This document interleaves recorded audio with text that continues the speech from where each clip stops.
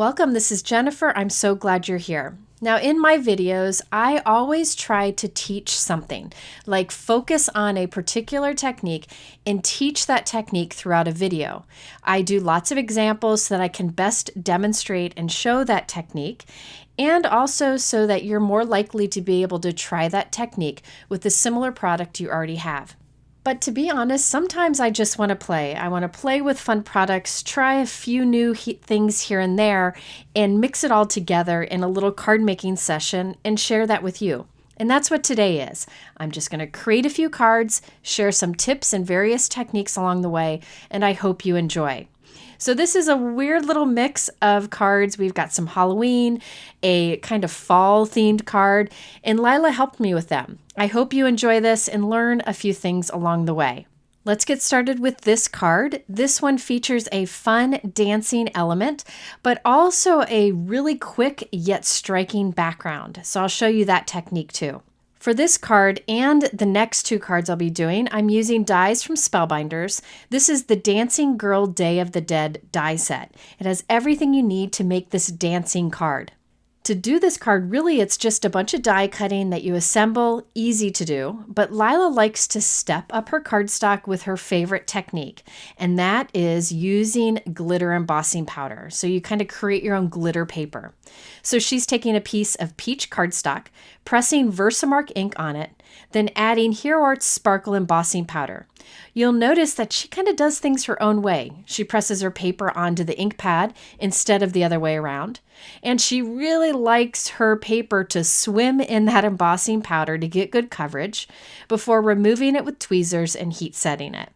There are so many ways to do the different steps of card making, and it's fun to see her do things a little different than I do. All right, now she's heat setting this with her heat gun, and this will give us a glitter cardstock. It's a great way to kind of step up your little scraps, step up your die cutting, and try something new. Now from this, once it's cool, we'll do some die cutting, and we'll do die cutting from regular cardstock too, so some is sparkly, some is not. I have these little Toddler Trays, I'll link to them below, that are great because I can put all my die cut pieces and dies in it, and there's a little lid you can put on top to make sure nothing gets lost. I have a couple of the trays here. You can see we did all of the die cutting already, but now we're doing some with that sparkle. While she creates more of that glitter cardstock, I'll start assembling some pieces. I'm using Gina K Connect liquid adhesive in a fine tip bottle to add these little die cuts together. I also have a tool from Simon Says Stamp that has a little sticky tip to it that is very helpful in picking up die cuts and placing them where you need. Now, as for how to assemble these die cuts together, I always recommend going to the company's website. They always have examples. Spellbinders is really good about that. And I'm just following along with the example on their website. That way I know how the pieces go together and it saves me a lot of time. I do recommend always putting something heavy on your die cuts while they dry. We're not using a lot of liquid adhesive here because we don't want it to ooze out. So by putting something heavy on it, we can be sure it makes contact and holds tight. I'm using a paperweight, I'll link to it below, but you could use a book or whatever you have on hand. I also recommend taking die cuts and giving them haircuts every once in a while. Here I'm taking the little border for the bottom of her dress and cutting it narrow so that I can put two colors on the border of her dress. So now I can take this really thin orange strip and glue it on top of the yellow just to add more layers and more color. Now these are details that you definitely could skip if you wanted to, but I love the look of layered die cuts. It's definitely my favorite part of crafting. So adding on additional layers that I create by giving haircuts is definitely something I enjoy doing. Next, we'll move on to the face and the hair. I love how these die cuts fit together so well, and we're just using, again, liquid adhesive to put them all together. Now, if you are looking for tips on using small die cuts like the ones we're using today, I will link to a video up here on the top right and in my description below. It talks about tools like this one, the Place and Pierce wand, and the glue with the fine tip bottle, all the different tools that make it easier to work with small die cuts like this. You can see it's very easy for Lila to do with these tools. Highly recommend them. So with this little die cut that we've assembled, we have the head, then we have the body, and it has that little ring at the top of the body. This is what causes this element to dance, but we can't do that just yet. We first need to create our background.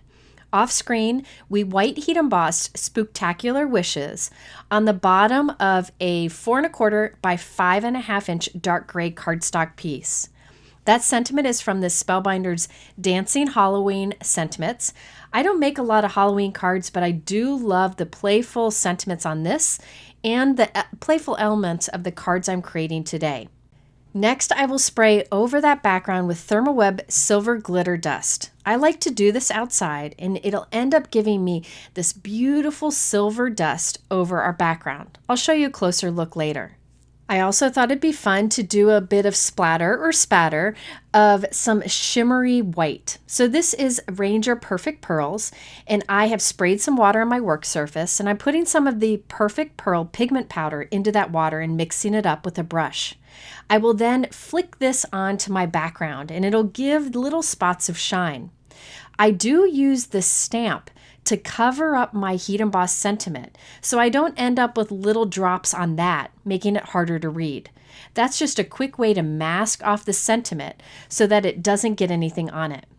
I wanted some more intense splatter for the background, so I'm taking my Hero Arts Unicorn White Pigment ink pad and pressing it on my glass work surface and mixing that with the water and Perfect Pearl mixture. Now we'll have some bright white spots in the background that'll have some shine to it. You can skip the Perfect Pearl if you want and just use the white pigment ink and water to have those little white flecks in the background. Totally up to you, but this will give us some shine. There are a million ways you can do that white splatter in the background. I like this because it uses a white pigment ink pad I already have. Now here's a closer look once it dries. Look at all that sparkle and shine. Absolutely love it. Great for a Halloween card or night sky card. Really, it works with anything. Now here I have that leftover ink on my glass work surface. So instead of letting it go to waste, I am going to flick all of that onto some solid color cardstock that I can set aside and let dry and save for future projects. This is something I often do but don't show in videos. I use all of that extra and set it aside.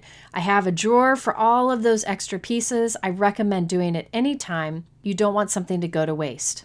Now we can put our card together. I trimmed my background down and added it to a white note card that is 4 1/4 by 5.5 inches.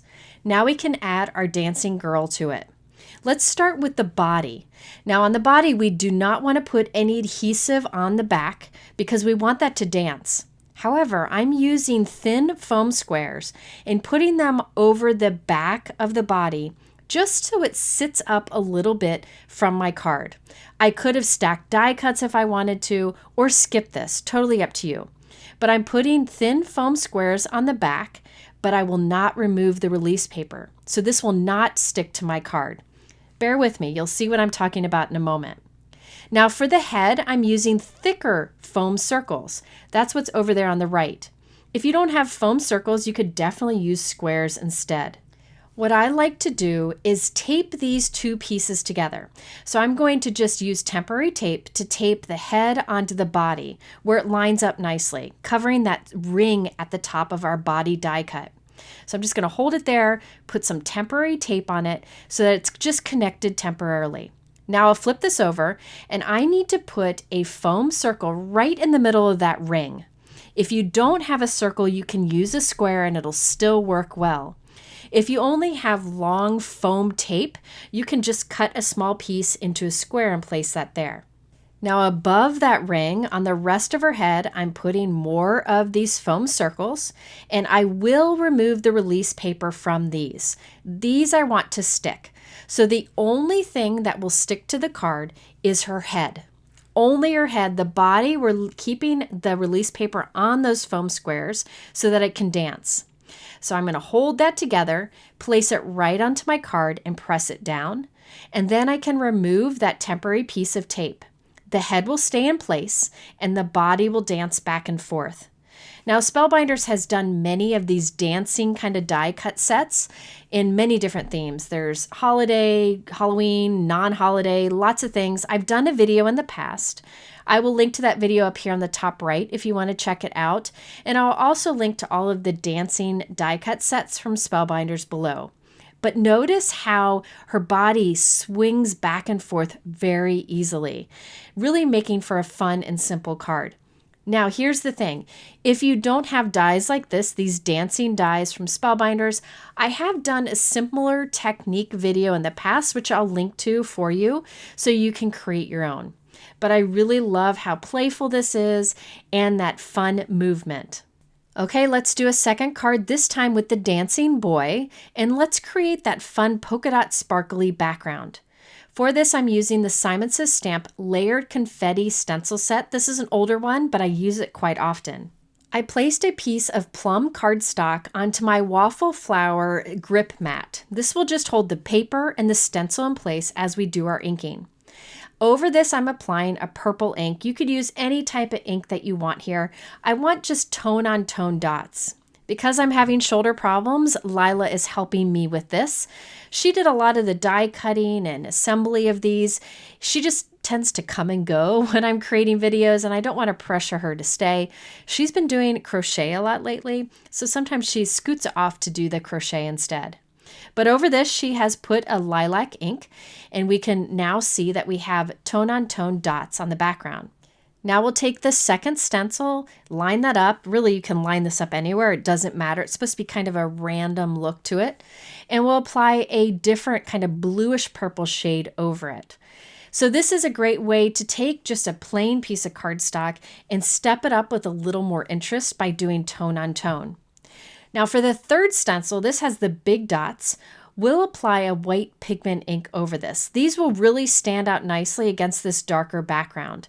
I have a blending brush that's designated just to use with white pigment ink, and you can use absolutely any white pigment ink you may have. And we'll put that over that entire stencil, and this will really step up that background. Once we're done, I like to tap off any of the excess white pigment ink with a dry cloth, and then we will heat set that so the white ink is dry.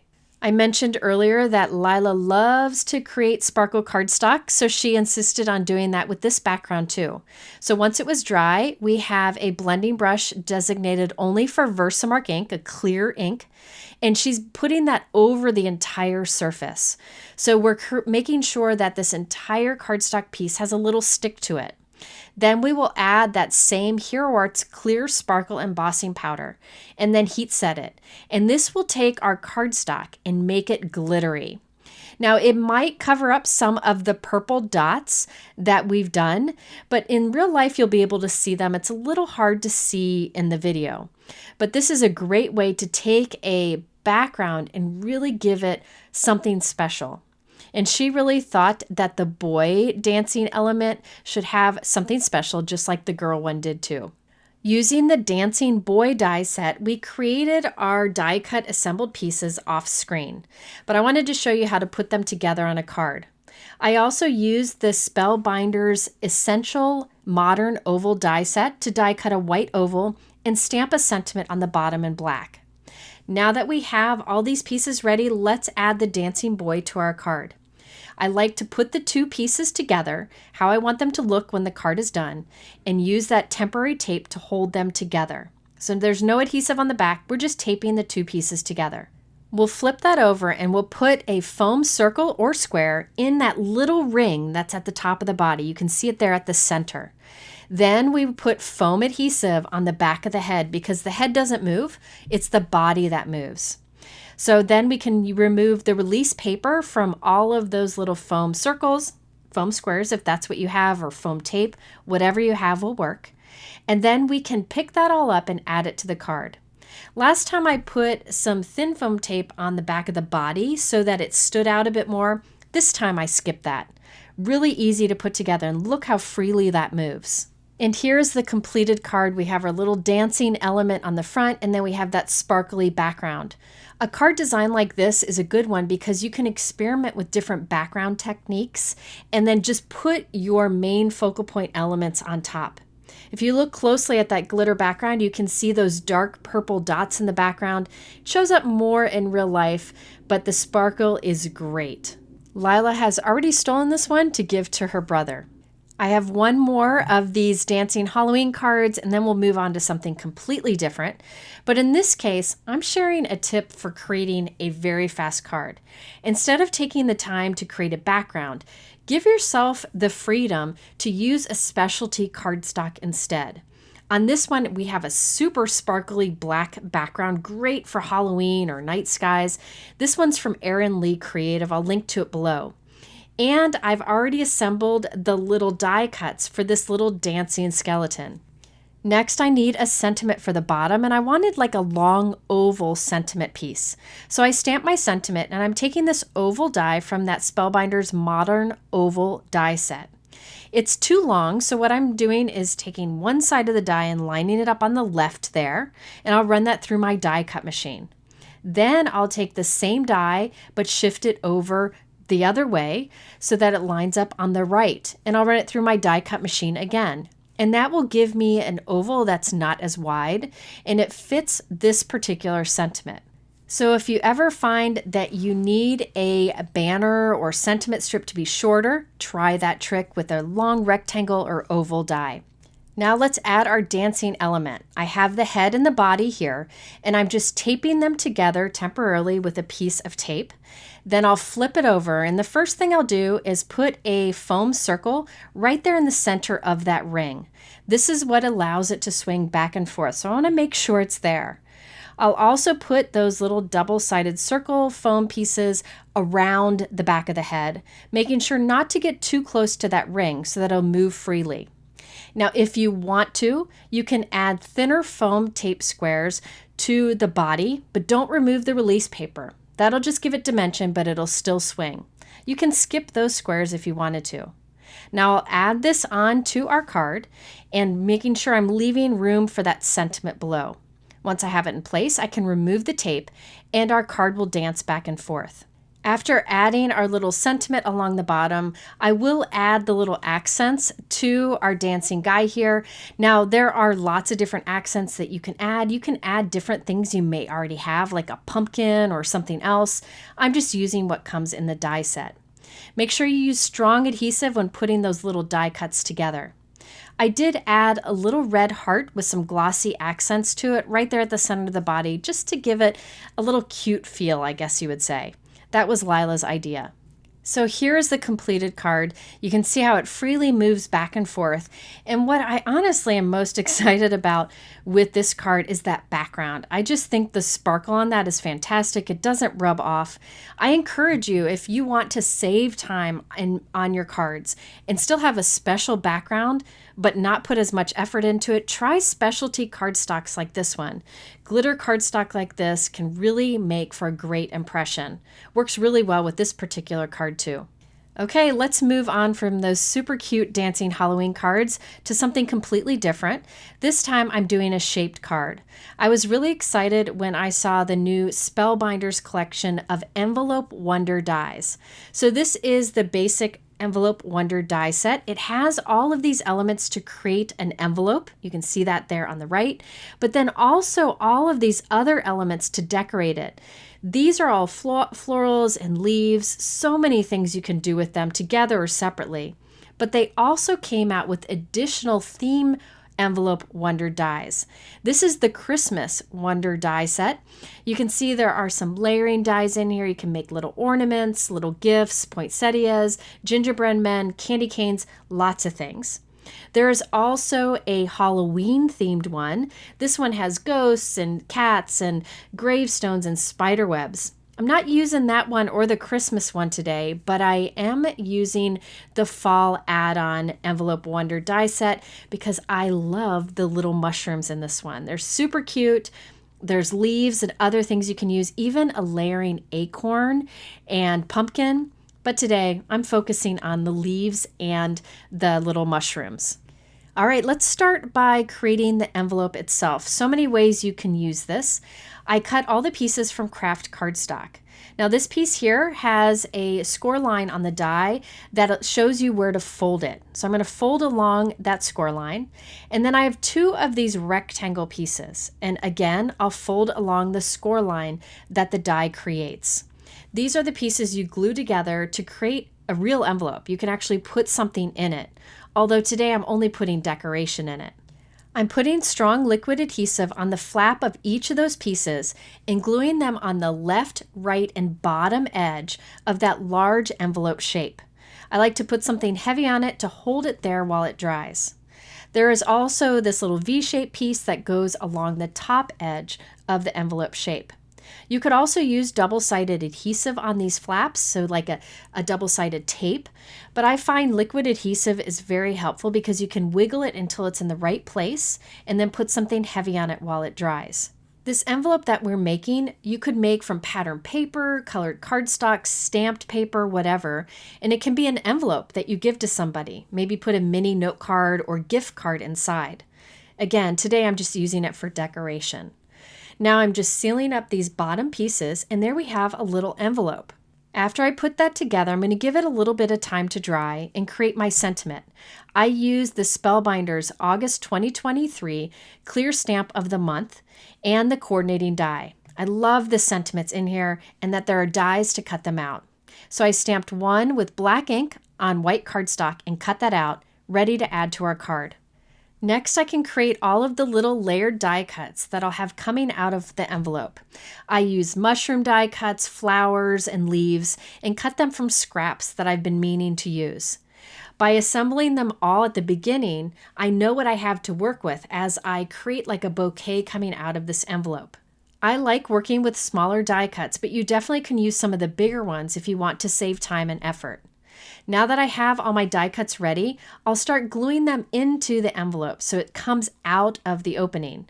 I just put a little dot of liquid adhesive on the back of each die cut so that I can put it in place but still be able to tuck something behind it.